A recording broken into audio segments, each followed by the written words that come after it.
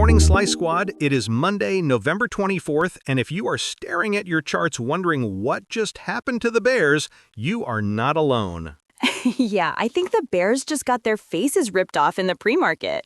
Exactly. We are dropping this emergency update because the liquidation wave we talked about yesterday, it didn't just end, it completely reversed overnight. We have three massive signals flashing right now that confirm the bottom is in. CryptoPod, walk us through the MicroStrategy move first. Right, so signal number one is the MicroStrategy bear trap. On Friday, MSTR closed at $170.50. That looked terrible. It was below our critical support floor.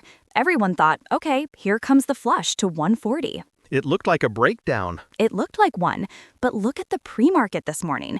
MSTR gapped up over 5% to $179.39. That is a classic institutional bear trap. They pushed it down on Friday to trigger stop losses, grabbed the liquidity, and then gapped it up overnight so shorts couldn't cover. If MSTR reclaims 180 at the open today, that entire bearish thesis from the weekend is dead. Okay, so MSTR is leading the charge, but what about the underlying? What is Bitcoin telling us? That is signal number two, the hard floor.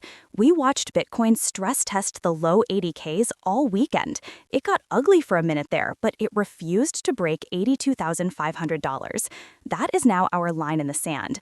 We are trading back around $87,600 this morning. That tells me the sellers ran out of ammo. The market absorbed the liquidation volume, and now we are rotating from capitulation to recovery. And you mentioned a third signal before we started recording, something about a smart money indicator. Yeah, this is the most important one. It's the Coinbase Premium Index. Basically, this measures the difference between Bitcoin prices on Coinbase, where the US institutions trade, versus Binance, where the global retail trades.